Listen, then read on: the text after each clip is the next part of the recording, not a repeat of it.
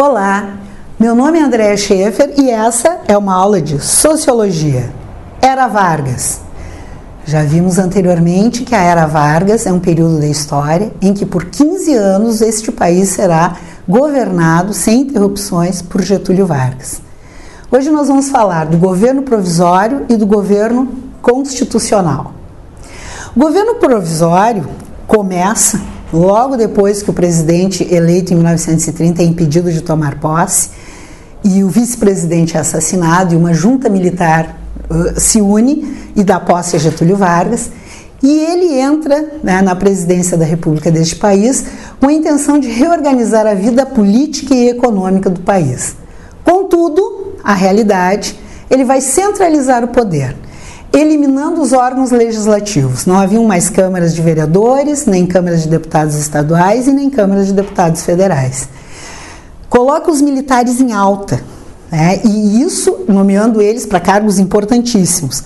Para coibir quem? Para coibir os coronéis, os famosos latifundiários, herdeiros ainda daqueles pensamentos monárquicos e da República Velha. Eram os donos do país. Então, o Getúlio Vargas acha por bem nomear militares para esses cargos com a função de coibir os desmandos dos coronéis, o famoso voto a cabresto. O que era o voto a cabresto? O coronel chegava na fazenda no dia de eleição, recolhia todos os votos, as carteiras de eleitor dos seus empregados, dava uma festa na fazenda e dizia para todo mundo ficar tranquilo que ele ia até o centro da cidade para votar em nome de todos e já voltava. Enquanto os empregados, os empregados da fazenda ficavam lá fazendo a sua festa, etc., o coronel ia até a cidade e votava em quem bem queria. Para coibir estes desmandos, Getúlio, então, coloca militares em altos cargos nestes lugares. E Getúlio, então, convoca eleições para que haja uma constituinte nesse país. Nós só tínhamos, então, uma Constituição até agora. Preparamos-nos para a segunda. A Constituição de 34, então, sai com as seguintes características. Mais poderes ainda ao Executivo. Cria bases, agora, para uma legislação trabalhista. Quando ele assume, assim que ele assume, ele dá alguns presentes aos trabalhadores. Esses presentes, entre aspas, começam agora a criar uma base na Constituinte para uma legislação efetiva trabalhista. Institui, na Constituição de 34, o voto secreto. As mulheres ganham o direito ao voto e garante mais um mandato ao Vargas. O governo constitucional de 34 a 37, temos uma Constituição nova agora e tem vários avanços sociais nessa Constituição. Esse é o segundo mandato de Vargas. E nesse momento estamos vendo um namoro do Getúlio com o fascismo do Mussolini. Ele achou muito interessante. Ele gostava muito das ideias do Hitler e das ideias do Mussolini. E, em função disso, ele permite a criação da Ação Integralista Brasileira, que era, a ideia deles, o integralismo nada mais era do que mais um defensor de ações totalitárias por parte do governo. Então, o mesmo totalitarismo do nazismo e do fascismo, aqui o integralismo gostaria de ser apoiado, e Getúlio apoia naquele momento. No contraponto dessa ação integralista brasileira, forma-se a Ação Libertadora Nacional, uma forte ideologia, uma forte influência ideológica do Partido Comunista, que neste momento está ilegal.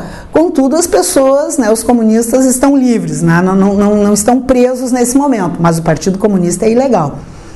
E em função da criação da ALN, acaba acontecendo um episódio que é a Intentona Comunista. O que foi a Intentona Comunista? Uma tentativa do Partido Comunista Brasileiro, apoiado pela a União das Repúblicas Socialistas Soviéticas, de tornar o país realmente um país socialista, um país governado por comunistas. Mas foi um movimento fraco, um movimento sem muita repercussão, bem centralizado no país, que acabou em nada, acabou sendo coibido com muita facilidade pelo governo Vargas. Bueno, em função disso, Getúlio alicerça então seu discurso no terror ao comunismo. A propaganda anticomunista vai fervilhar neste país muito, em função dessa tentativa, que ele sabia que era uma tentativa fraca, que não ia dar em nada, mas ele aproveita-se deste episódio para anular a nova eleição, que ele mesmo havia proposto, que seria em 37, mantendo-se no poder.